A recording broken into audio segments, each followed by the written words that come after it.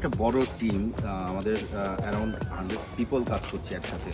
প্রতি বছর এই ধরনের একটা ট্যুর আয়োজন করি। এটার আসলে মূল কারণটা কি? দেখুন, আমরা অনেকগুলো প্রজেক্ট করি, অনেক ধরনের প্রজেক্ট করি সারা বছর।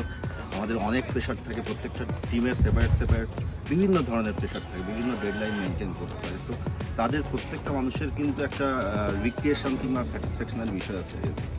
সো আমরা প্রতি বছর চেষ্টা করি অ্যাটলিস্ট বছরের শেষে যদি সবাইকে নিয়ে এরকম ন্যাচারাল কোনো বিউটি, ন্যাচারাল কোনো প্লেসে যদি যেতে পারি, সবার মধ্যে একটা ভালো লাগা কাজ করে, যার ফলে তাদের মোটিভেশনটা আরও বৃদ্ধি পায়। দেখা যায় ট্যুরের পরে সাধারণত আমরা দেখেছি প্রিভিয়াস ইয়ারগুলোতে ট্যুরের পরে তাদের কাজের এফিসিয়েন্সি অনেক বেড়েছে, জব স্যাটিসফ্যাকশন বেড়েছে।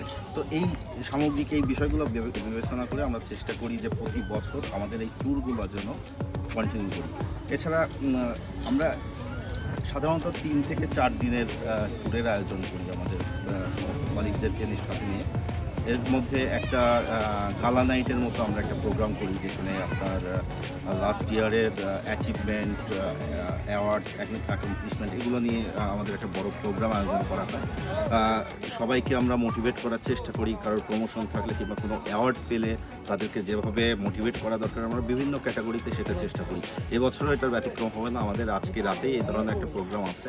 তো আসলে আমাদের মূল লক্ষ্য সবাই একসাথে গ্রো করা। শুধুমাত্র এমন না যে সবসময় কাজের প্রেশার থাকবে, কাজের প্রেশারও থাকবে, মোটিভেশনও থাকবে, যার ফলে আমরা এমপ্লয়ার যারা আছি কিংবা এমপ্লয়ি আছি, সমস্ত স্টেক হোল্ডাররা সবাই যাতে ভালো থাকে, এটাই আমাদের মূল লক্ষ্য।